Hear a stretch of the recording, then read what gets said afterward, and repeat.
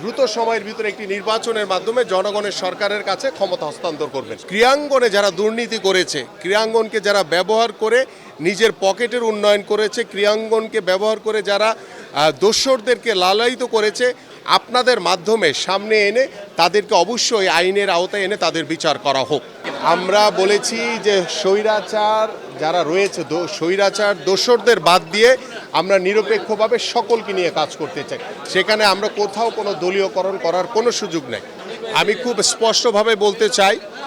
যে রাষ্ট্র পরিচালনার জন্য স্বৈরাচার শেখ হাসিনা যেভাবে ফ্যাসিস্ট হয়েছে, তার বিরুদ্ধে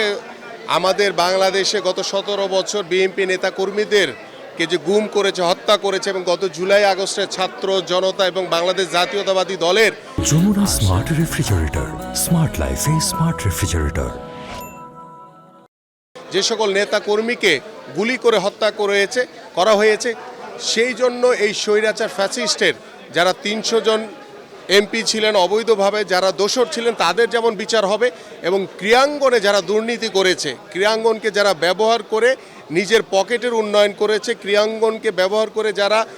দোসরদেরকে লালায়িত করেছে, বাংলাদেশের ক্রীড়াঙ্গন থেকে সাধারণ যারা ক্রীড়া সংগঠক, যারা মাঠের ক্রীড়া সংগঠক, তাদেরকে বঞ্চিত করেছে, তাদের বিরুদ্ধে যদি কোনো অভিযোগ থাকে,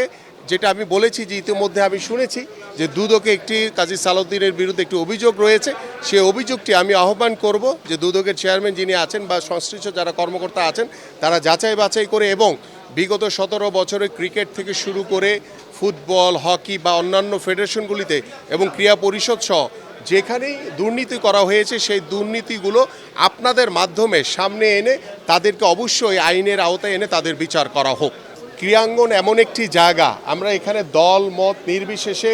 যখন আমরা একজন বাংলাদেশি হই, তখন কিন্তু সবাই চিন্তা করি যে সবার আগে আমার বাংলাদেশ। সেই বাংলাদেশকে সামনে রেখে আমরা আমাদের এই জেলা এবং বিভাগীয় ক্রীড়া সংগঠক অ্যাসোসিয়েশন আমরা তৈরি করেছি। আমরা আশা করব ভবিষ্যতে আমাদের এই সংগঠনের মাধ্যমে বাংলাদেশের যারা গত 17 বছর বঞ্চিত হয়েছে, যারা ক্রীড়াঙ্গনের, সেই ব্যক্তিগুলোকে নিয়ে আসা, পাশাপাশি আমরা আমাদের যেই প্রত্যাশা যে বাংলাদেশের ক্রীড়াঙ্গনকে নতুনভাবে ঢেলে সাজানো এবং পরিপূর্ণভাবে দোষর মুক্ত করা, এবং যারা বর্তমানে অন্তর্বর্তীকালীন সরকারের দায়িত্ব রয়েছেন এবং ক্রীড়া উপদেষ্টার বরাবর আমি বেশ কিছু কথা বলেছি যে তাকেও আহ্বান করব